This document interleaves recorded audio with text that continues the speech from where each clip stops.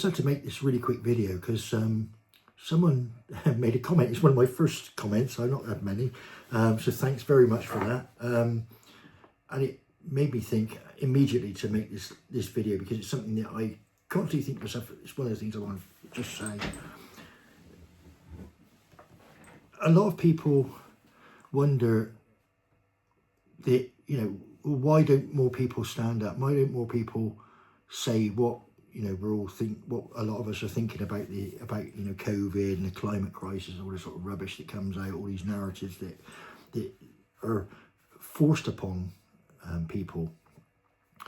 And it really is that I think that in the West we have previously trusted our governments because we've had trustworthy governments to a point. I think they've always lied to suit their own ends because that's human nature to manipulate things the way you want things to go.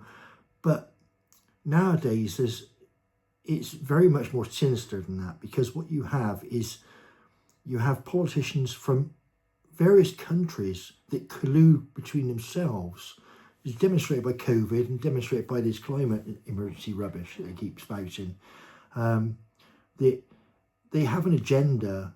There's actually a global agenda. It's not just in their own country or their own areas. It's actually a global agenda. And there seems to be a higher level of authority above these idiots. Like the WEF and the UN and people like that seem to have more power than they maybe should do. Bill Gates, with all his money, has an awful lot of influence to exert over even the most sensible of people. And what you've got to look at is the average person, whether they're British or anything, American, anybody, the average person is busy running their lives. And the last thing they want to contemplate is, whether a government's lying to them. They just want to be told, this is the way things are, this is what's happening, this is what's going to happen, this is how it's going to affect you or not affect you, whatever. They don't really want to think too hard. It's a bit like a smoker. You can have as many warnings as you like on a packet of cigarettes, but if someone smokes, they do it because they want to. They will ignore it. They'll read that warning. I've done it for years. I smoke. I've done it for years. The warnings don't make any difference to me. It doesn't make me go, oh my God, I better stop smoking because look at that awful. I've had 9 heart attacks. I've had lots of health issues. And smoking probably could have cured an awful lot of them by not smoking, or certainly wouldn't have had me heart attacks when I did. And didn't stop smoking because in my mind, I was happy with the thing. I had things to worry about my own life. I didn't have time to worry about whether or not that one more cigarette that day would going to give me a heart attack. Well, that's a problem for another day. I'll deal with that when I have a heart attack. And that's the way people, I think, on the whole, view the governments. They just want to be able to vote for these people and trust they're going to do what they say they're going to do, and ultimately they wouldn't harm the country because they're supposed to love the country as much as we do ourselves.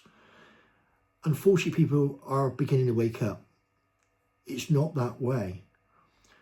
The Labour government in the UK is a perfect example. They haven't kept any of the promises that they made. Now, I can tell you straight away that many of my clients came in to see me and we're all talking, and maybe I attract particular types of clients, maybe I have a conversation with particular types of clients, I don't know. But the vast majority of people that actually expressed any opinion whatsoever had decided they'd had enough of the Conservative government because they become considerably socialist, more left of centre rather than right of centre. And people were fed up with the Conservatives, but they wanted an alternative. Most of them were saying to me, oh, I'm definitely going to vote for reform, definitely going to vote for reform. What we saw in the general election was that a lot of people did follow through with that. I did. A lot of people followed through with vote for reform, but they came second in an awful lot of places because there was an awful lot of people that also, when push came to shove, decided, you know what, I haven't studied this properly. I've kind of left, let's just trust the way things are. Let's trust the main two parties. And they put the tick in the box, either to stay Conservative, or they actually thought, well, I can't do that. I'll give Labour a go, because they are saying some things that Okay, I don't agree with everything, but I can live with it. What then happened though was that Labour obviously got in and just ripped up what they said they were going to do and said, nah, sod that, for your soldiers, you're all falling for it. We got 4 years now, 5 years now. We're going to do what the hell we want, whether you like it or not. Tough shit. And obviously the mess they've made of it now. You've got Rachel from Accounts, who's well, they say Rachel from Accounts. It's more like Rachel the tea lady, isn't it? She might have worked for HBOS. I cannot believe that girl has any qualification other than making the tea. I mean, she can't even get herself a decent haircut, let alone anything else. So, you know, she's cocked up the economy. Keir Starmer can't decide what's a woman. I think he thinks he's a woman. That's why he goes out with Lord Ali, apparently, allegedly, I better say. You know, I mean, his own wife doesn't like him by the looks of it. You know, he likes to let his kids, his under 15-year-old daughter, view material that is actually, you know, certificated for over 15s because he thinks it's funny, thinks it's great, and actually is promoting it to all of us as the people to ignore the rules, ignore the law and allow our under 15s to watch that ridiculous documentary that, or it's not even a documentary, it's a fictitious program about radicalisation where the radical kid is a 13-year-old white kid and he's been radicalised, but not by what we all know is radicalisation. The problem with radicalisation at the moment, you know, all the stabby people. No, it's Andrew Tate. Apparently it's a problem. You know, Andrew Tate that basically says to people, respect yourself, you know, work on merit, work hard, achieve, do what you can, and treat people properly. Oh yeah, apparently that's misogynist, that's terrible, that is, to believe that. I mean, that's what the whole world has been, on the West, has been brought up to do over the years, but no, it's wrong now. And that programme is just a load of bollocks as far as I'm concerned. I'm not going to watch it, and I certainly wouldn't let my daughter watch it. I mean, it's just ridiculous. You know, if I want to teach her about, you know, grooming gangs or knife crime, I'm not going to show her stuff like that. I'm going to show her, I wouldn't do it, but if she was 15, I would show her videos of who is actually perpetrating these things and be you know, I ain't going to lie to her. But this all stems back, you know, the government are taking away freedoms, they're taking away free speech, they make you frightened to say what you really feel. They'd rather you lied and pretended to go along with things than actually were honest and lived your life honestly, which is a really weird thing to take on, and that's why people can't cope with it. That's why people don't really accept it, I think, because it just, you know, it seems so alien to not express what you really feel. You know, for example, you know, the woke, you know, the transgenderism. Okay, so transgenderism. Now, I happen to know some people that have made the change. It's not me, by the way, obviously, because I'm a bit too ugly for that. But I know a couple of people that made that change. It was their individual choices. They took those choices themselves. They weren't influenced by other people. They did what they had to do. They're very brave to do it. And I wish them every success. I'm friends with them. I've never judged it. It really has no effect on me. You know, I don't have an opinion on it in it. But what I don't do, what I can't bring myself to do, so I'm not going to encourage it as a mainstream thing, because it's not mainstream. It's a particular thing that affects particular people. It's not general. It's not 20% of all kids. It's not 5% of all men and 10% of all girls or whatever. And it certainly isn't something whereby people should be encouraging kids to look at this sort of thing. Kids should be allowed to grow up how they want to grow up. No one should influence that. Just teach them morals and good values and how to be good and not to hurt anybody. Let them grow up. When they get to the age of majority, you know, if you can't buy a packet of fags, you shouldn't be allowed to change your gender and chop your nuts off, effectively. You know, I mean, that's the bottom line. If you can't drink, then you can't make a decision to change your sex. I mean, that's just not right. You can play along and do what you want to do, but you shouldn't make any permanent changes until afterwards. And that's where things like that go wrong. And people need to wake up in this country and realise that if they don't make some hard choices, make some hard investigations themselves, and stand up for what they know themselves to value, they're not going to have the opportunity to do it very soon. They really aren't. It's going to be prescriptive to you. You're going to be told what you can do, told where you can go, told what you spend your money on, told if you can earn any money. There's not going to be any meritocracy. You're just going to be one of 60 million people going about, no individuality, no nothing. And the people that think that, oh, well, you know, we'll have our extreme or our radical views, we'll have our woke views and change things. Well, you're having your 5 minutes in the sun now.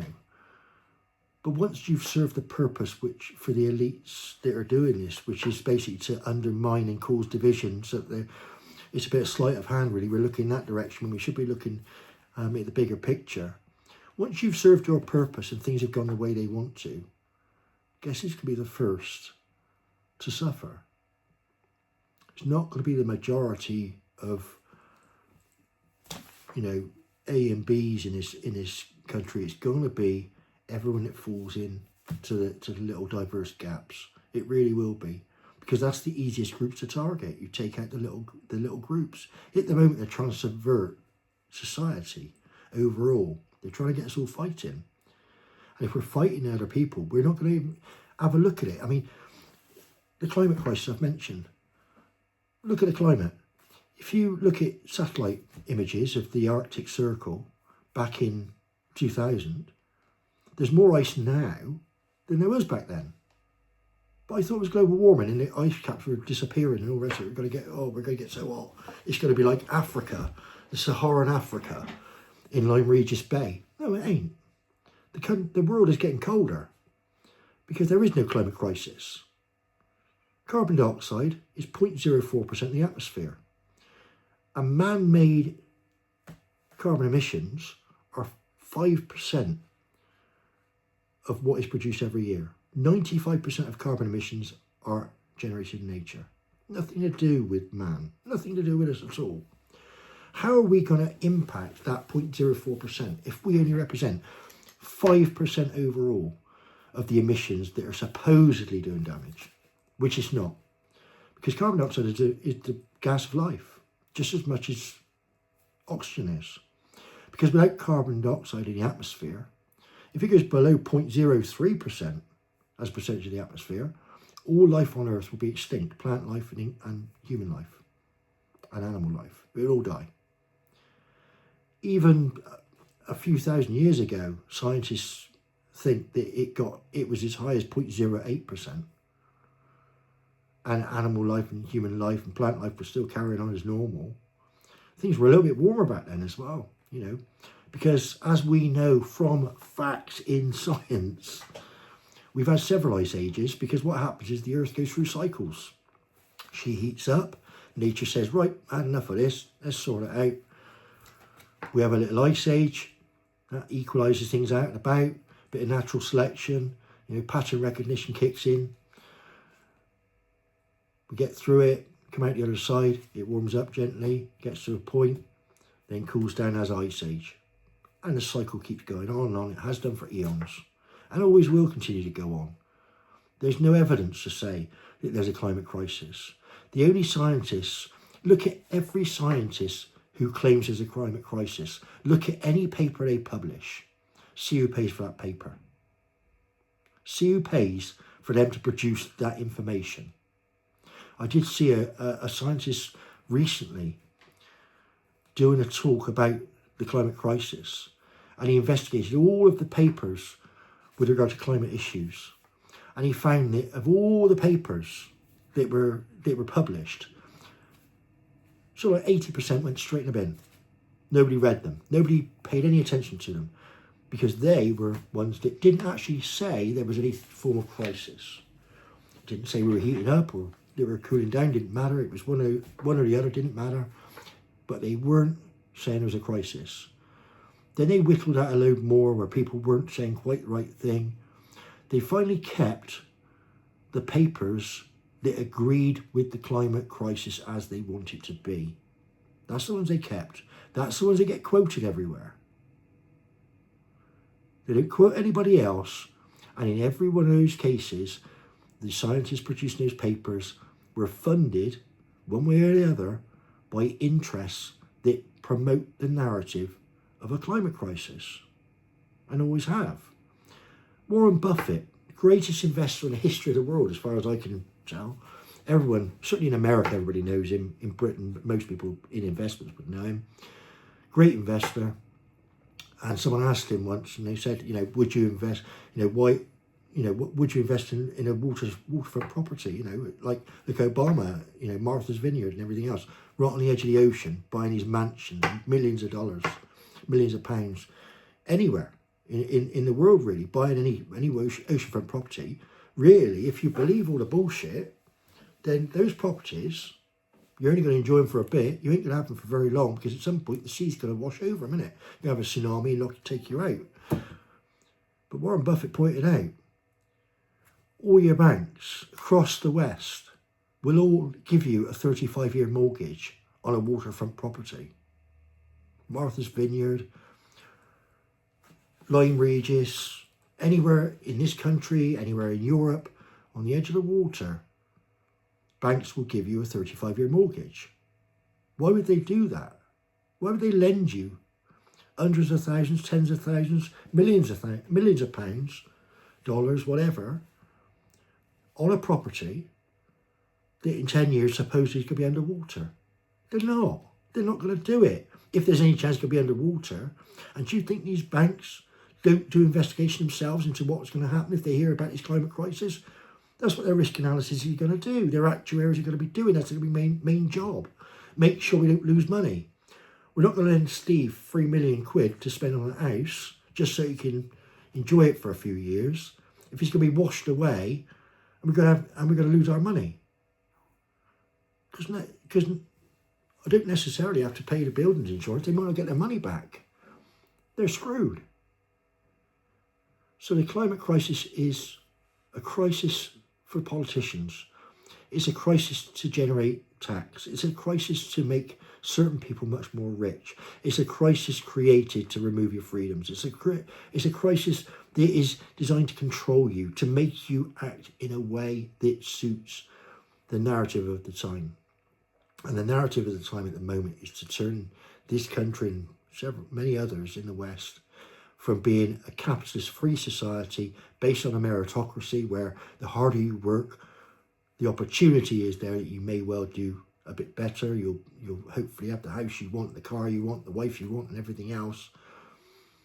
That's what the West is supposed to promote, and they're trying to promote a system whereby you just sit around and let government do everything for you.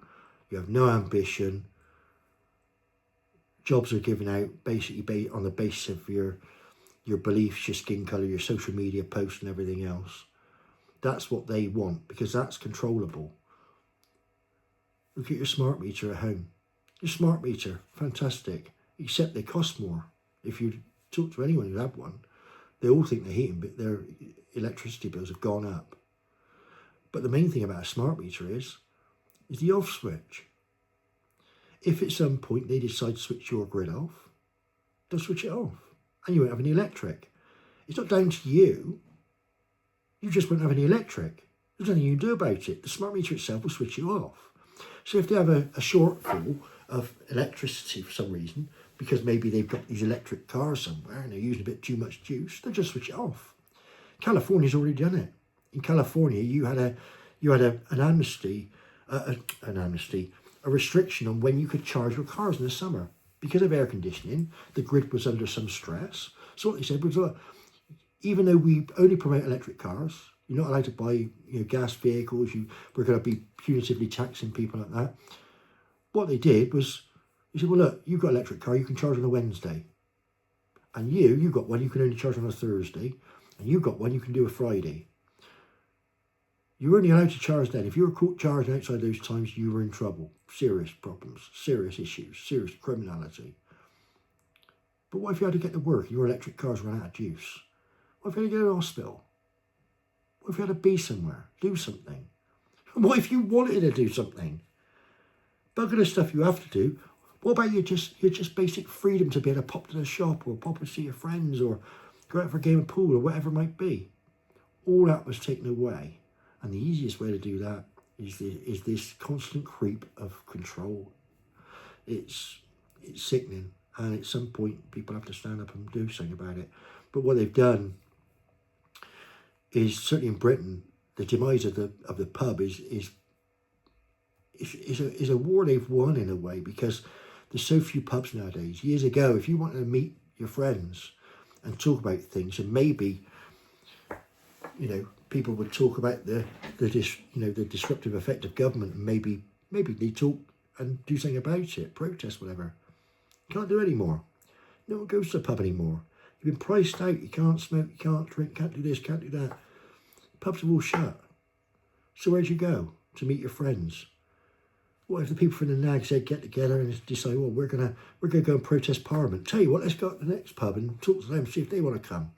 You could get an uprising quite easily, and really people would have the confidence then that there's all of a sudden, instead of being one or two people talking amongst themselves, say they don't agree and being frightened that nobody else thinks the way they do, all of a sudden they know there's tens, hundreds, thousands of people thinking the same way. Gives people a lot of confidence. Then you turn up in Parliament Square, you fill the place out with 3 million people, and they've got to listen. They've got no choice. But by taking away pubs, take away the social part of life, which they've very successfully done since COVID, I'm afraid it's lost unless people work out a way of doing it and do it for themselves. Really is lost. I mean, it's very difficult to see. The protest with the Tommy Robinson effect is one thing. I'm not going to talk about him because I think it polarises people too much and concentrates on, even though I don't think it's as bad as they make out, I still think the average person, because they're not educated about it, would find it difficult to converse on it. But those protests over COVID and over multiculturalism and all sorts of things like that, they attracted hundreds of thousands of people to London, but the BBC didn't even tell you about them. The vast majority of the country don't even know those protests went on. You only knew if you were part of it or if you watched a few videos on YouTube, a few independent people. The BBC at one point had several thousand people in their front courtyard at BBC headquarters, banging on the doors, trying to get in, trying to protest the BBC, with their banners and everything else going on. They called the police, they called everybody. Big fuss it was. Barricaded in for a long time that day, on that Saturday afternoon. Thousands of people outside protesting the BBC. Guess what the BBC didn't do? Didn't report on the telly. It went on the evening news. And yet this is the story that's live in their front courtyard. But it doesn't fit the narrative that they want to tell you, that the BBC are only telling you the truth and the government are great and fantastic and nothing's going wrong. Therefore, they didn't report it. They didn't report it. But people need to know. Just because you don't agree with the government doesn't mean your voice shouldn't count. This is a free country. That's what it's supposed to do. We're supposed to have our say. It may not get us anywhere, but we've got to be able to have our say. None of us are advocating for mass uprisings and destroying the country. Nobody wants that. Nobody ever said they wanted that. But what we want is we want representation of the people by those that we have to vote for to put our trust into. That's the point. They're supposed to be there on our behalf. We can't all sit in Parliament. There isn't 60 million seats in Parliament. We can't all go and have our say. So we vote for 400 or 500 people who are supposed to take our concerns, the majority's concerns, to Parliament and discuss them, and they're supposed to stand up for those concerns. And if the MP for Stroud, his constituents have a problem with a certain thing that the government's trying to get through that most other MPs' constituencies don't agree with, at least Stroud has the right to discuss the concerns of his constituents with the rest, in the hope that he might convince them to either agree totally or at least change things sufficient to make his constituencies feel more comfortable with it. That's the point of democracy. That's what it's supposed to do. You're not supposed to have this, well, we're doing it this way, tough shit. You might have voted a different way, but that's just tough luck. It's not tough luck. It shouldn't, well, it is, but it shouldn't be. Anyway, that was a long one. Sorry about that. Hopefully I'm getting better at this and you'll feel like sharing it and subscribing my videos. Thanks very much. See you again.